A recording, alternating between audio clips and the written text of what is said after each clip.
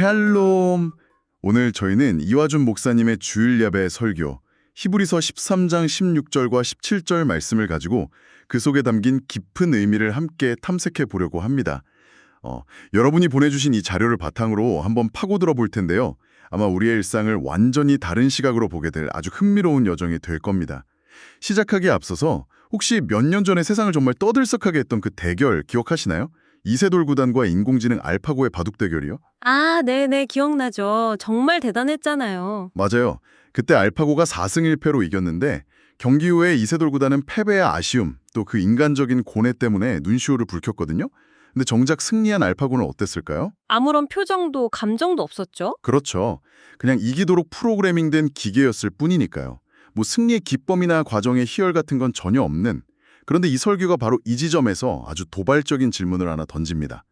혹시 우리도 알파고처럼 보이지 않는 누군가가 짜놓은 코드에 따라 살아가고 있는 건 아닐까? 하는 질문입니다. 와, 이 말을 들으시면 아마 아니, 나는 내 자유의지로 매 순간 선택하면서 사는데? 이렇게 반문하실 수도 있겠어요. 사실 저도 처음엔 그랬거든요. 그렇죠. 대부분 그렇게 생각하죠. 하지만 오늘 이 설교 말씀을 한번 깊이 들여다보면요. 우리가 정말로 자유로운지, 또 우리를 움직이는 그 보이지 않는 코드의 정체가 뭔지, 그리고 어떻게 하면 알파고와 달리 진정한 기쁨을 누리는 삶을 살 수 있는지 그 핵심 열쇠를 발견하게 될 겁니다. 이 알파고 이야기를 들으니까 자연스럽게 드는 질문이 있네요. 과연 내 선택은 진짜 내 것일까? 하는. 네, 아주 근본적인 의문이죠. 네. 설교에서 아주 흥미로운 심리학 실험으로 이 문제를 파고들더라고요. 네, 그 잠재의식 광고 실험이요. 실험 참가자들한테 여러 음료 중에 가장 좋아하는 걸 고르라고 하기 전에요. 특정 음료 로고를 눈으로는 인지할 수 없을 만큼 아주 짧은 순간만 보여줬어요. 뭐 1,000분의 1초? 이런 단위로요? 정말 순식간에. 네, 근데 그 결과가 정말 놀랍습니다. 결과가 어땠나요? 압도적으로 많은 사람들이 무의식 중에 봤던 바로 그 음료를 선택한 겁니다. 와, 더 흥미로운 건 왜 그걸 골랐냐고 물어보니까 전부 다 원래 이 브랜드를 좋아해요 라거나 오늘따라 이게 땡기네요 이렇게 대답을 했다는 거예요. 자신의 선택이 방금 스쳐 지나간 이미지에 조종됐다는 사실을 아무도 몰랐던 거죠. 와, 진짜 소름이 돋네요. 요즘 유튜브나 인스타그램 알고리즘 생각하면 더 와닿는데요. 잠들기 전에 잠깐만 본다는 게 정신 차려보면 1시간이 그냥 훌쩍 지나 있잖아요. 아, 맞아요, 맞아요. 내가 흥미로운 영상을 선택해서 본다고 생각하지만 사실은 알고리즘이 제 취향 데이터를 분석해서 다음 영상을 계속 추천하면서 저를 그 자리에 붙잡아 두고 있는 거죠. 그렇죠. 내 욕망의 방향까지 제시하는 셈이고요. 바로 그겁니다. 설교는 이 현상을 영적인 차원으로 확장시켜요. 우리를 조종하는 수많은 코드들이 있지만 그 모든 코드에 원본 소스가 있다는 거죠. 원본 소스요? 네, 그게 바로 창세기 3장에서 사단이 하와에게 속삭였던 말입니다. 너희가 하나님과 같이 되어 선악을 알 줄을 하나님이 아심이니라. 네가 너의 주인이 될 수 있다는 그 속삭임. 네, 인류의 운영체제에 내가 주인이다, 즉 I am the owner라는 거짓 코드가 심어진 순간입니다. 그때부터 인간은 스스로 주인 행세를 하면서 자기 뜻대로 모든 걸 이루려고 하지만 그 끝에는 늘 공허함과 불안만 남게 되었다. 이런 분석이에요. 목표를 이뤄도 기뻐할 줄 모르는 알파고처럼요? 맞습니다. 왜냐하면 우리는 진짜 주인이 아니기 때문이죠. 그렇군요. 이 강력하고 오래된 내가 주인이라는 거짓 코드에 우리 모두가 감염되어 있다는 거네요. 자, 그럼 이 코드에서 벗어나는 길은 뭘까요? 오늘 본문인 히브리서 13장 16절에서 실마리를 찾을 수 있을 것 같은데요. 네, 오직 선을 행함과 서로 나누어 주기를 잊지 말라. 하나님은 이 같은 제사를 기뻐하시느니라. 그런데 이 구절 많은 신앙인들에게 익숙하지만 동시에 큰 부담으로 다가오기도 합니다. 맞아요. 또 무언가를 해야 하는구나. 내 것을 내어주어야 하는구나. 하는 생각에 마음이 좀 무거워지죠. 그 부담감의 근본적인 원인이 어디에 있다고 보십니까? 아무래도 내 것을 잃는다는 그 손해본다는 느낌 때문이 아닐까요? 내 시간, 내 돈, 내 에너지를 써야 하니까요. 정확합니다. 바로 그 내 것이라는 생각, 즉 내가 주인이라는 거짓 코드가 작동하기 때문에 부담을 느끼는 겁니다. 설교에서는 이 문제를 소유 효과라는 심리학 개념을 통해 아주 명쾌하게 설명합니다. 소유 효과요? 네, 똑같은 대상이라도 내가 소유하게 되는 순간 그 가치를 객관적인 수준보다 훨씬 높게 평가하는 심리적 편향을 말해요. 아, 그 유명한 머그컵 실험이 생각나네요. 맞습니다. 한 그룹에게는 머그컵을 공짜로 나눠주고 얼마에 팔겠냐고 물었고, 다른 그룹에게는 똑같은 컵을 보여주고 얼마에 사겠냐고 물었죠. 결과가 정말 달랐죠. 네. 컵을 소유한 그룹은 평균 7달러 이상을 불렀지만 사려는 그룹은 3달러 미만을 제시했어요. 와, 단지 내 것이 되었다는 이유만으로 그 가치를 2배 이상 부풀려 생각한 겁니다. 그러니 내 것을 나누는 건 엄청난 손해처럼 느껴질 수밖에 없죠. 그 개념을 자녀 문제에 적용한 부분이 정말 마음에 와닿았습니다. 저도 무심코 내 아들, 내 딸 이렇게 말할 때가 많거든요. 그런데 그 말 속에 얼마나 많은 기대와 압박감이 담겨 있는지. 그렇죠. 내 소유물이라고 생각하는 순간 아이가 내 뜻대로 되지 않으면 화가 나고 아이의 미래에 대한 불안감에 잠 못 이루는 소유의 지옥이 시작된다는 지적이 정말 날카로웠습니다. 하지만 바로 그 순간에 관점을 딱 전환해서 이 아이는 내 소유가 아니라 하나님께서 잠시 내게 맡기신 선물이다 라고 고백하면 어떻게 될까요? 아, 내 손에 꽉 쥐고 있던 힘이 스르르 빠지면서 놀라운 자유를 경험하게 됩니다. 내 욕심 대신에 하나님의 선한 뜻을 구하게 되고요. 부모인 내가 자유로워지니 아이도 비로소 숨을 쉴 수 있게 되는 거죠. 이게 바로 청지기의 자유입니다. 그렇군요. 결국 선을 행하고 나누라는 말씀은 우리 것을 빼앗으려는 명령이 아니라 소유라는 감옥에서 나와서 참된 자유를 누리라는 하나님의 따뜻한 초대장인 셈입니다. 소유의 감옥에서 자유로의 초대장이라니 정말 멋진 표현이네요. 그런데 이 내가 주인이라는 생각은 정말 견고한 감옥 같아요. 머리로는 청지기라고 생각해야지 하면서도 마음은 여전히 내 것을 붙들고 있으니까요. 이 감옥에서 실제로 나올 수 있는 구체적인 방법이 있을까요? 네, 있습니다. 그 구체적인 열쇠를 설교는 구약의 고엘 제도에서 찾습니다. 고엘이요? 네, 기업 물을 자라고도 번역되는데요. 쉽게 말해 대신 값을 치러주는 가까운 친족을 의미합니다. 당시 이스라엘 사회에서는 가난 때문에 땅을 팔거나 심지어 자기 자신을 종으로 팔아야 하는 비극적인 일들이 있었거든요. 이때 가장 가까운 친족이 대신 빚을 갚아주고 땅과 자유를 되찾아줄 의무가 있었습니다. 아, 룻기에 나오는 보아스가 바로 그 고엘의 역할을 한 대표적인 인물이군요. 맞습니다. 남편과 두 아들을 모두 잃고 이방 땅에서 돌아온 나오미와 룻의 상황을 한번 상상해 보세요. 정말 모든 걸 잃은 상태였죠? 네. 생계를 이어갈 땅도 사회적 지위도 미래에 대한 희망도 없었죠. 그야말로 완전한 파산 상태였습니다. 그때 유력한 친족인 보아스가 나타나죠. 그는 자신의 돈과 명예를 사용해서 나오미 가문의 땅을 되찾아주고 더 나아가서 룻과 결혼함으로써 끊어졌던 가문을 이어줍니다. 여기서 정말 중요한 건 룻이 그 회복을 위해서 한 일은 아무것도 없었다는 점인 것 같아요. 바로 그겁니다. 모든 것이 보아스의 전적인 희생과 은혜였죠. 네. 바로 그 지점에서 설교는 우리에게 핵심적인 질문을 던집니다. 자, 보아스가 값을 치르고 되찾아준 그 땅은 법적으로는 룻과 나오미의 소유가 되었습니다. 하지만 그 땅의 실질적인 주인은 누구일까요? 아, 값을 치른 보아스겠네요. 그렇죠.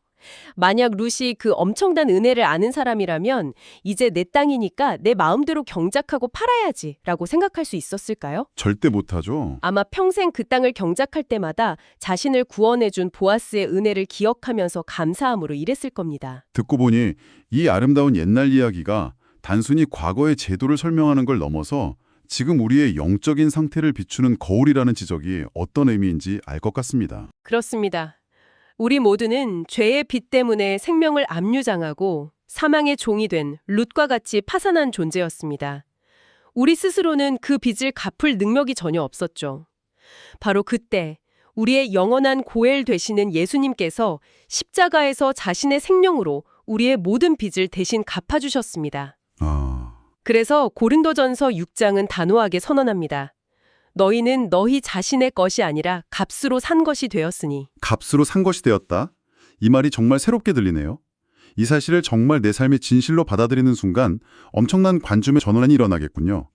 지금 내가 가진 돈, 내가 쓰는 시간, 나의 건강과 재능, 심지어 내 자녀와 내 생명까지도 네, 모든 것이요. 원래는 죄의 빚으로 다 압류당해서 사라져야 했던 것들인데 우리의 고엘이신 예수님께서 값을 치러주셔서 우리가 잠시 맡아 사용하고 있는 것이라는 깨달음 말입니다. 네, 바로 그 청지기 의식의 회복입니다. 내가 가진 모든 것의 소유권이 나에게서 주님께로 이전되었음을 인정하는 것이죠. 와, 그 새로운 관점으로 다시 히브리서 13장 16절을 보니까 말씀이 완전히 다르게 느껴집니다. 선을 행함과 서로 나누어 주기를 잊지 말라는 말씀이 더 이상 내 살을 깎아먹는 희생을 하라는 부담스러운 명령이 아니라 그렇죠.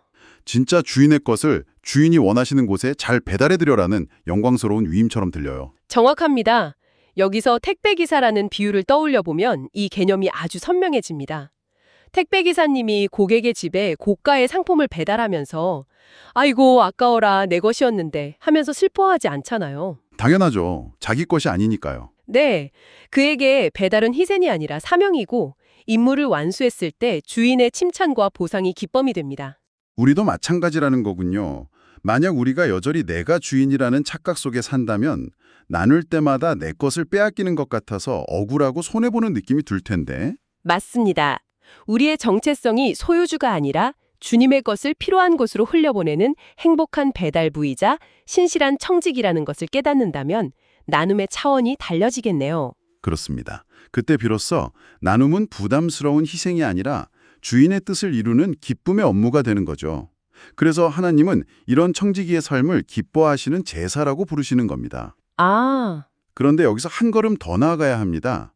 이 제사는 내가 무언가를 힘들게 만들어서 바치는 제사가 아니라는 점이에요. 그게 무슨 의미인가요? 설교에 나온 어머니가 대신 써준 수필 이야기가 이 부분을 잘 설명해 줍니다. 글재주 없는 아들이 울상 짓고 있으니까 어머니가 밤새 아들 이름으로 멋진 수필을 써주셨어요. 네. 아들은 다음날 그걸 그대로 제출해서 큰 칭찬을 받았죠. 아들이 한 일은 어머니의 수필에 자기 이름을 써서 낸 것뿐입니다. 아, 그렇군요. 이처럼 사실 모든 선한 일과 나눔은 우리 힘으로 하는 게 아니라 우리 안에 계신 예수님께서 하시는 일이라는 깊은 통찰입니다. 우리는 그저 그 선한 일에 예수님의 이름으로 사인을 해서 세상에 제출하는 것뿐이라는 거죠. 와, 내 이름, 내 능력으로는 아무것도 할 수 없음을 인정하고 내 안에 계신 예수님의 선하심과 그분의 사랑이 나를 통해 흘러넘치도록 내어드리는 것. 그것이 바로 하나님이 기뻐하시는 이 같은 제사의 진짜 의미군요. 이 모든 진리가 정말 자유를 주는 말씀입니다. 그런데 한 가지 솔직한 고민이 있어요. 이렇게 말씀을 듣고 깨달을 땐 모든 것이 명확한데 돌아서서 일상으로 돌아가면 어느새 또 내 돈, 내 자식, 내 인생을 외치고 있는 저를 발견하거든요. 아, 그렇죠. 우리 모두가 그렇죠. 설교에서는 이런 우리를 옛사람 중독자라고 진단하는데 그 표현이 너무 아프면서도 정확하게 느껴졌습니다. 이건 내 거야. 내 뜻대로 할 거야. 라는 생각은 니코틴이나 알코올처럼 우리를 강력하게 사로잡는 중독과 같습니다. 우리 뇌에 깊이 각인된 오래된 경로죠. 설교에서 제안한 자가진단 테스트를 한번 생각해 보세요. 앞으로 일주일 동안 내 것이라는 생각을 전혀 하지 않고 마주하는 모든 것을 주님이 내게 잠시 맡기신 것으로 여기며 살아보기. 와, 어떻습니까? 아마 단 하루, 아니 몇 시간도 버티기 힘들 겁니다. 정말 그렇겠네요. 그만큼 우리는 내가 주인이라는 생각에 깊이 중독되어 있다는 증거죠. 정말 그렇습니다. 그렇다면 이 지독한 중독에서 벗어나기 위해 우리에게는 무언가 외부적인 도움이 필요하다는 결론에 이르게 되는데요. 혹시 그래서 바로 다음 구절인 17절 말씀, 너희를 인도하는 자들에게 순종하고 복종하라가 이어지는 걸까요? 네, 맞습니다. 솔직히 이 말씀은 현대사회에서 종종 오해받거나 좀 권위주의적으로 들릴 수 있는 구절이라 조심스러운데요. 아주 중요한 지적입니다. 이 구절을 맹목적인 복종을 요구하는 권위주의적 명령으로 해석하면 본래의 의미를 완전히 놓치게 됩니다. 오히려 이것은 우리가 옛 사람 중독자라는 전제하에 주시는 하나님의 사랑의 처방전이자 안전장치예요. 안전장치요. 네, 우리는 끊임없이 내가 주인이라는 옛 코드로 그 중독 상태로 돌아가려는 관성을 가지고 있습니다. 그래서 우리 곁에서 계속해서 우리를 깨워줄 영적 알람 시계를 두라는 권면인 셈입니다. 영적 알람 시계라니 흥미로운 비유네요. 17절 후반부를 보면 그들은 너희 영혼을 위하여 경성하기를 이라고 말합니다. 여기서 경성한다는 말의 원어적 의미가 잠자지 않고 깨어있다는 뜻이거든요. 영적 인도자의 가장 중요한 역할은 자신이 얼마나 대단한지를 보여주는 게 아닙니다. 공동체 구성원들이 사단의 거짓 코드에 빠져들어서 이건 내 거야, 나는 내 삶의 주인이야 라고 착각하며 영적으로 잠들어갈 때 옆에서 알람을 시끄럽게 울려주는 사람인 거죠. 정신 차리십시오 하면서요. 네, 우리의 진짜 주인은 예수님이십니다. 그분이 우리의 모든 빚을 갚아주신 고헬이십니다. 라고 끊임없이 외쳐서 우리를 진리 가운데 깨어있게 하는 것입니다. 그렇군요. 혼자서는 이 중독에서 깨어있기 힘드니까 서로가 서로에게 진리를 상기시켜주는 알람 시계가 되어주는 공동체가 필요하다는 의미군요. 맞습니다. 권위의 문제가 아니라 사랑과 책임의 문제였던 거죠. 오늘은 히브리서 말씀을 통해 우리를 묶고 있던 내가 주인이라는 보이지 않는 코드에서 벗어나 예수님을 진짜 주인으로 모시는 참된 자유가 무엇인지에 대해 깊이 나눠보았습니다. 네, 소유주라는 무거운 갑옷을 벗어던지고 행복한 배달부라는 가볍고 깊은 새 옷을 입는 것. 그 새로운 정체성을 가질 때 선을 행하고 나누는 삶이 더는 부담이나 희생이 아닌 주인의 즐거움에 함께 참여하는 축제가 된다는 것이 오늘 분석의 핵심이었습니다. 마지막으로 여러분이 한 주간 삶 속에서 붙잡고 생각해볼 질문을 하나 남겨드립니다. 내 돈, 내 시간, 내 자녀, 내 이생이라고 말하거나 생각하려는 그 순간에 잠시 멈춰보세요. 그리고 마음속으로 그 소유격 내라는 단어를 주님의라는 단어로 한번 바꿔서 말해보는 겁니다. 아, 좋은 적용이네요. 주님의 돈을 어떻게 사용할까? 주님의 시간을 어떻게 보낼까? 주님이 맡기신 자녀를 어떻게 돌볼까? 이렇게 질문을 바꿔볼 때 여러분의 행동뿐만 아니라 마음에 어떤 놀라운 변화가 일어나는지 직접 경험해 보시면 좋겠습니다. 하나님 나라를 누리는 행복한 삶이 되시기를 바랍니다.